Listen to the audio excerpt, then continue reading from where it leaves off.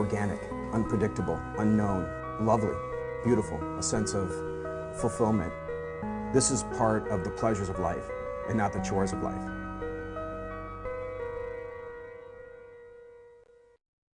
Coming up on Daily Iowan TV. Are you having trouble paying attention in lecture? You're not alone, and a new study suggests there's a reason why. And learning to weave the World Wide Web, how University of Iowa students are learning new skills, coming up. And in sports, part 2 of our men's basketball senior sit-down. Daily Iowan TV is ready to go.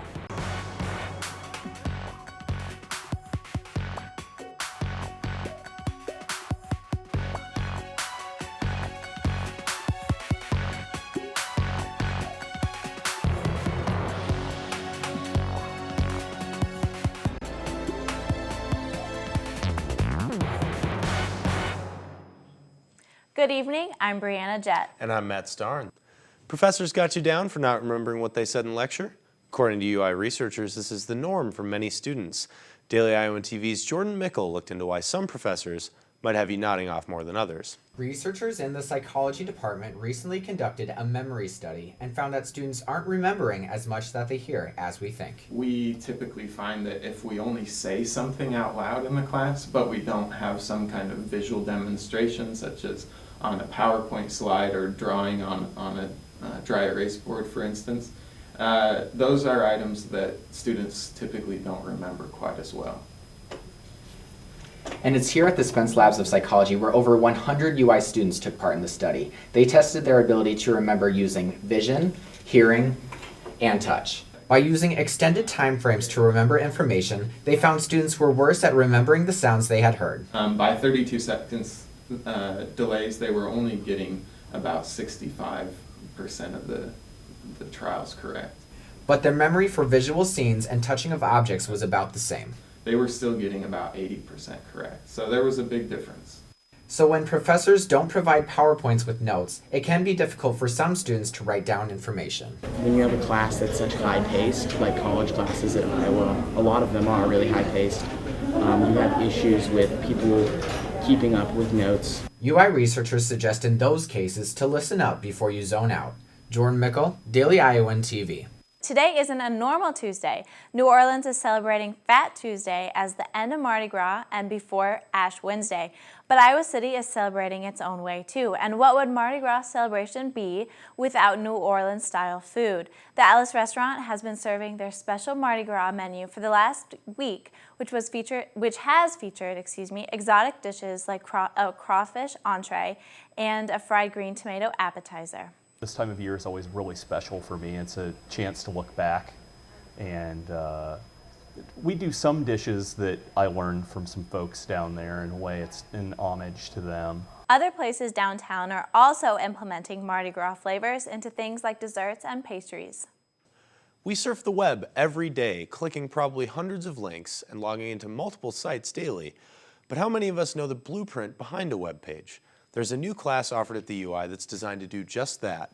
I stopped by to see how students are learning to weave their own websites. Tucked away in a quiet corner of the University of Iowa's Think Lab, students in the Dev Iowa Bootcamp program are working around the clock to learn in-demand programming and web development skills. Every day or every other day I get an email from somebody that is looking for developers.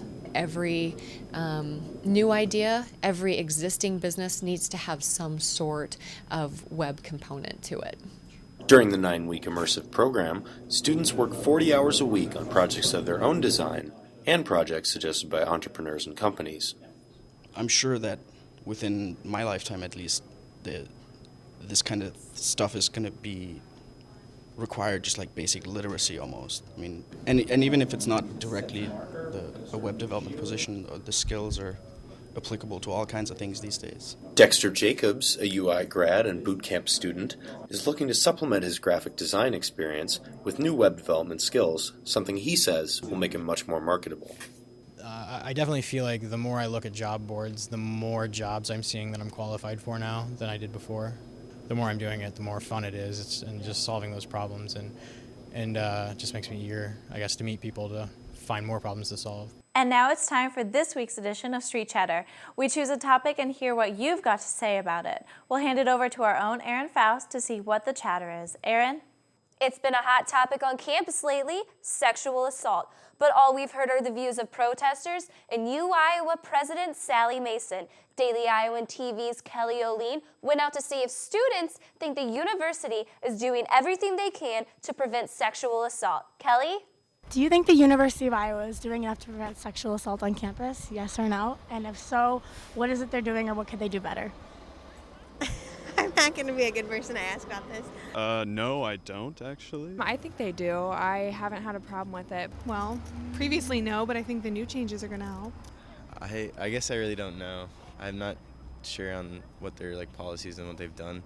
Right now we just say, oh, well, it happens, but why does it happen? And what is one thing you think they could do better? Maybe being a freshman, I don't really hear a lot of the rules of anything being enforced, so I think that they should make them more clear and more vivid. I think that we could have more resources. Probably more education for people, so how to prevent sexual assault. When it happens, I think that they are on top of it by informing others through email. Putting equal focus on the perpetrators instead of just saying, okay, here's how you can prevent this.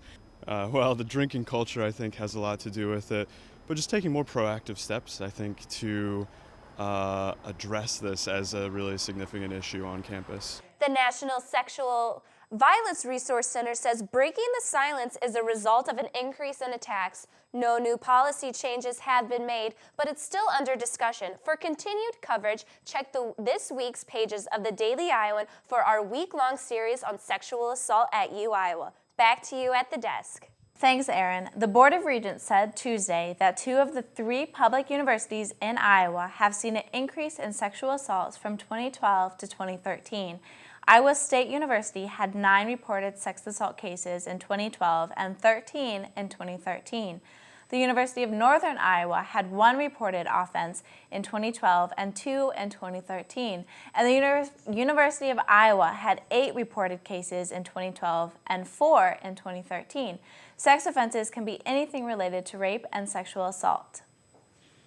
Spring break is only another week away, but it looks like we might not be rid of the snow just yet. Let's toss it over to our own Kelly Oline to get our week's forecast. Kelly? Well, thanks, guys. Looks like we may wake up to some fresh powder tomorrow, and no, not the sugar on your Frosted Flakes. There's a 40% chance of snow and a high of 20 tomorrow morning. Tomorrow afternoon, the snow should die down with a high of 25. It'll stay warm until tomorrow night with a high of 22 and overcast. It'll be a great weekend to stay in and study as we take a look at the rest of the week. Tomorrow night's clouds will linger through the weekend with a high of 26 on Wednesday, and temperatures will continue to rise into Thursday with a high of 33 degrees and keep going up with a warm 39 degrees on Friday. For all of you planning to go out, watch out for ice Saturday because there is a 50% chance of snow with a high of 32 degrees. Sunday will wrap up the weekend with a high of 42 and clear skies. Monday will kick us off with a high of 44 degrees and mostly cloudy. That's all I've got for now. Back to the desk. State Democrats are looking to raise the minimum wage. The trick is to get the governor and fellow Republicans on board. As of right now, the minimum wage in Iowa is $7.25 an hour. The push is for $10.10 an hour. Branstad has signed 2 bills on a minimum wage increase before, and Democrats think he should be up for the signing of another one. Branstad says he doesn't mind an increase, but would rather focus on creating more jobs with higher pay.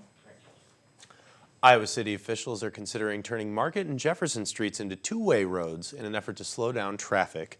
Both streets have since the 1970s been one-ways, but the city thinks this will slow down traffic and also increase exposure for businesses on those streets. The project has not yet been approved and would not go into effect for another year.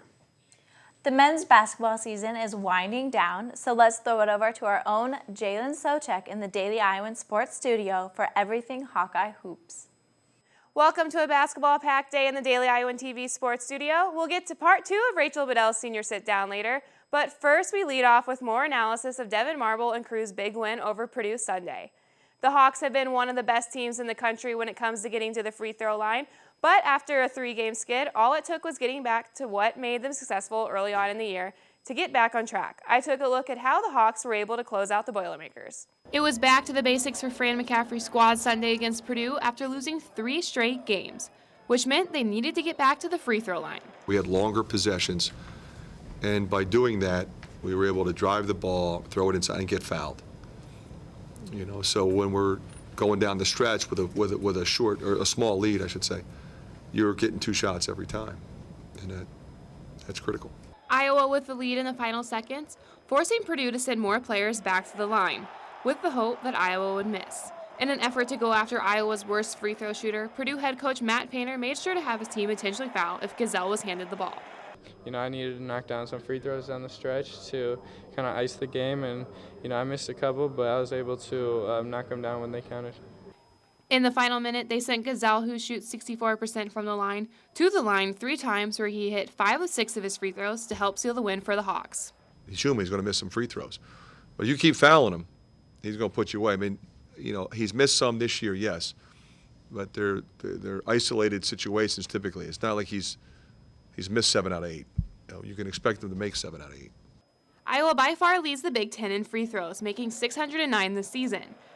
Though there's still work to be done for McCaffrey and company in converting those free throws. Iowa only ranks 5th in the Big Ten in free throw shooting percentage at 73%. But getting to the line worked in Iowa's favor this time, ending their losing streak with an 83-76 victory over Purdue. Jalen Socek, Daily Iowan TV Sports. The Hawks have 2 more games left before regular season play ends. Rachel Bedell finishes up her conversation with the 3 seniors before they play the last 2 regular season conference games of their careers. Zach, I mean, your teammates have really been there for you. I know you've dealt with a lot of stuff with the fans lately. So can you kind of just talk me through a little bit what was going on that day? I know it was a rough game. You know what I mean? Zach's one of the hardest players to come through Iowa history. So clearly he goes all out for the program. He loves the fans. So, you know, we don't got to comment on that. Fran made a really big statement in the press conference after Purdue about Dev possibly being Big Ten Player of the Year. Zach and Mel, what do you guys kind of have to say about your teammate in that aspect of the game? I mean, I definitely think he's one of the most valuable players in Big Ten. I mean, he makes clutch shots for us. He's always making plays, you know, getting other people open, and you know, just this whole year he's been our go-to guy. And I think anytime you look at a most valuable player, so like that is, you know, you have to look at Dev, and he's definitely, you know, fits the mold. I mean, I definitely would say so, just because like it's like he's our lifeline on the perimeter, so to speak. Doesn't have really a weakness, can do everything.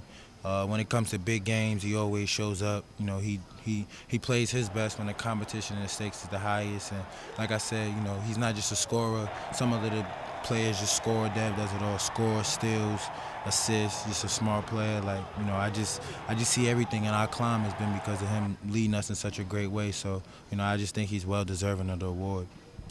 And Dev, what are you thinking last couple games going into postseason? How are you going to help keep leading the team throughout the end of your career here at Iowa? I just want to keep getting wins, you know. Like I told the guys in the back, the best thing you can have right now is getting wins and then getting to the NCAA tournament, something that none of us have been able to take part in, and this is our last opportunity to do so. What is y'all's expectations going into postseason and just everything in the next couple weeks? Well, for us, right now we're fighting for that Big Ten 4th seed in the tournament, which is, I think, big in the sense of one less game you have to play. So it's one game you're already ahead of everybody else of trying to get to the championship. So it's big in that sense. When it comes to NCAA tournament seeding, I'm just thankful to be there, and whoever they put in front of us, it's just going to be a battle, to be honest. I could care less if I'm a 16 to 4, whatever they put us in, that is fine with me. Thank you guys for joining me, and good luck for the rest of the season. That's all for tonight's show. Tune in tomorrow for another edition of What It Takes. But for now, back to you at the desk. And only with Daily Iowan TV can you hear what the headlines will be in Wednesday's pages of the Daily Iowan. And read about what local lawmakers think of legalizing fireworks. And state plows now are having to install cameras in their vehicles.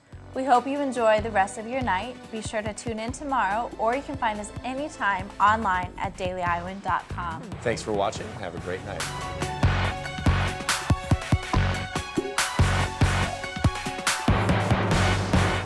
Want a major that'll take you somewhere?